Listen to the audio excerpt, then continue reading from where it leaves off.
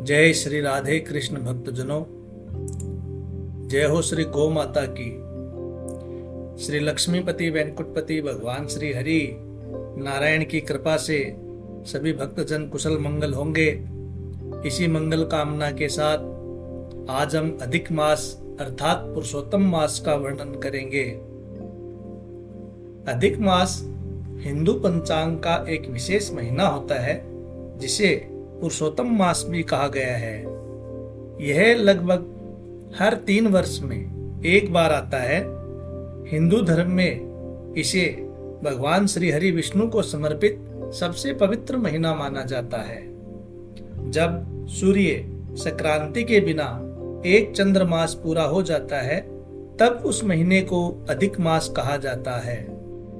यह हिंदू कैलेंडर और सौर गणना के बीच संतुलन बनाने के लिए जोड़ा जाता है।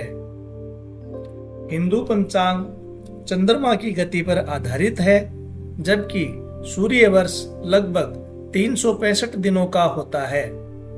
चंद्र वर्ष और सौर वर्ष में लगभग 11 दिनों का अंतर आता है।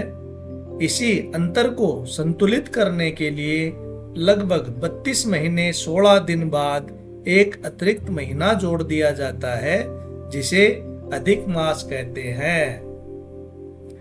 अधिक मास का दूसरा नाम पुरुषोत्तम मास भी है और मल मास भी है, और इसे परम पवित्र मास भी कहा गया है। भगवान श्री हरि विष्णु ने इस मास को अपना नाम अर्थात पुरुषोत्तम दिया था, इसीलिए इसे पुरुषोत्तम मास कहा जाता है। अधिक मास की पौराणिक कथा कुछ इस प्रकार से बतलाई गई है भक्तजनों।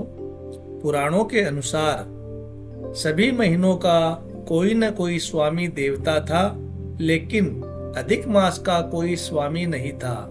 इस कारण लोग इसे अशुभ मानते थे और इसका अपमान करते थे। दुखी होकर अधिक मास भगवान श्री हरि विष्णु की शरण में गया। तब भगवान श्री हरि नारायण ने कहा कि आज से तुम मेरे नाम से जाने जाओगे। मैं ही तुम्हारा स्वामी हूँ। जो भी इस मास में पूजा, जप, दान और भक्ति करेगा उसे कई गुना फल प्राप्त होगा। तभी से ये मास पुरुषोत्तम मास कहलाया। अधिक मास में भगवान श्री हरि विष्णु की पूजा करनी चाहिए, श्री राधा कृष्ण की पूजा करनी चाहिए और श्री लक्ष्मी नारायण की आराधना करनी चाहिए। इसके साथ साथ ओम नमो भगवते वासुदेवाय या हरे राम हरे कृष्ण या फिर श्री विष्णु सहस्त्र नाम का जाप करना चाहिए। अधिक मास के दिनों में अन्न, वस्त्र आदि का दान करना चाहिए, गौ सेवा करनी चाहिए और गरीबों की सहायता करनी चाहिए।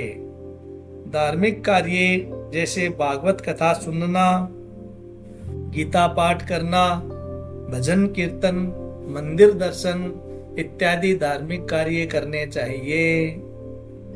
अधिक मास के दौरान कुछ कार्य वर्जित होते हैं, जैसे विवाह, गृह प्रवेश, मुंडन संस्कार, नया व्यापार शुरू करना, मांगलिक कार्य आदि।